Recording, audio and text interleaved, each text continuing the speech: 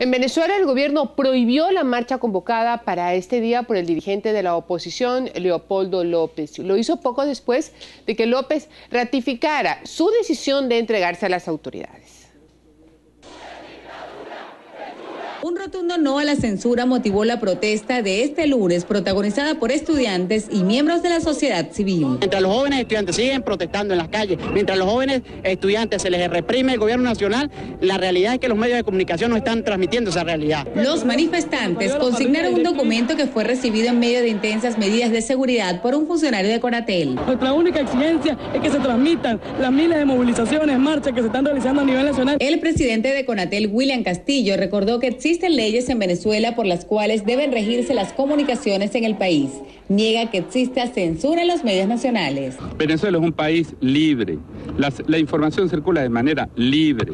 Pero existen, como existen en muchos lugares del mundo, en muchos estados, legislaciones sobre el tema de la responsabilidad de los medios. La protesta estudiantil intenta lograr cobertura a una marcha convocada para este martes por el dirigente opositor Leopoldo López, sobre quien pesa una orden de captura, entre otros cargos, por lesiones graves, homicidio y terrorismo.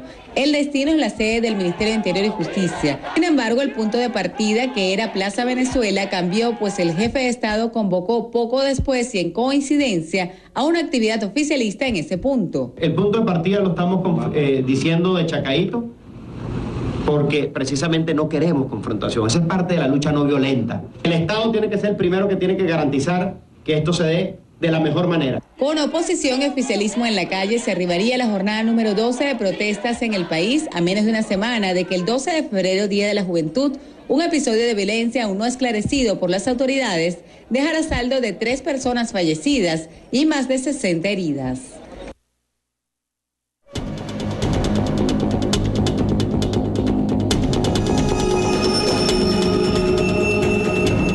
Vamos a estar pendientes de lo que suceda en Venezuela y coincidentemente las marchas de oposición coinciden con las marchas que convoca el gobierno. Y otra vez, desde el poder, por muy legítimo que fuera o por muy legal que fuera, una vez más se amedrenta contra la libertad de expresión y contra los medios de comunicación que desean transmitirle al mundo lo que sucede.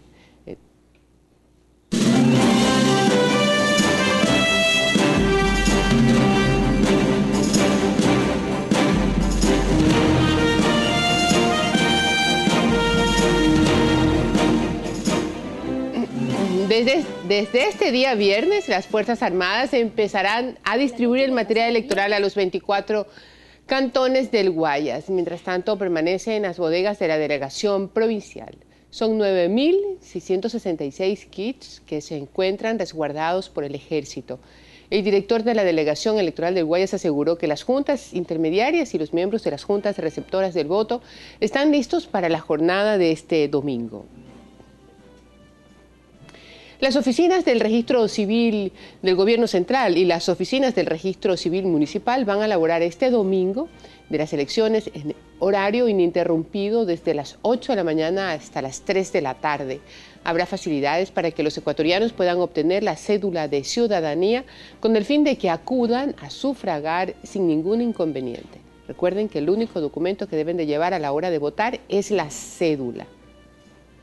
El titular del Consejo Nacional Electoral, Domingo Paredes, exhortó al presidente Correa para que no realice su cadena este día sábado, es decir, un día antes de las elecciones, y que por favor se acoja al silencio electoral que regirá a partir de la medianoche del jueves, cuando concluya la campaña de los candidatos. También advirtió a las organizaciones de una marcha convocada en Quito este 21 de febrero y adelantó que si esta se produce, se actuará con fuerza.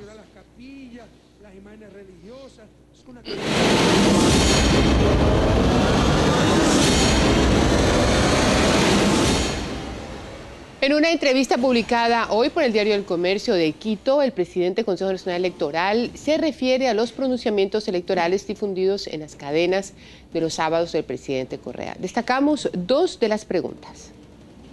En una entrevista a Domingo Paredes, presidente del Consejo Nacional Electoral, publicada por diario El Comercio este día, se le pregunta: ¿usted exhortó al presidente para que no usara las sabatinas como campaña?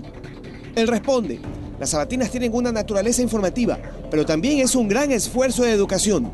En el artículo 276 del Código de la Democracia se constituyen infracciones el uso de bienes y recursos públicos con fines electorales y serán sancionados con la destitución del cargo y una multa de hasta 10 remuneraciones básicas unificadas. Le preguntan, ¿el señor presidente se pasa por encima de la autoridad del CNE al no hacer caso a los exhortos?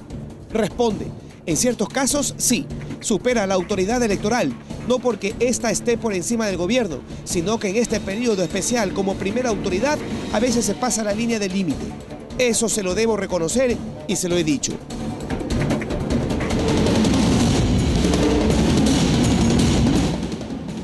Y pensar que hace siglos a alguien en un momento histórico, especialmente en Europa, se le ocurrió fundar el principio de la legalidad. No el del constitucional, sino el de la legalidad. Nada por encima de la ley.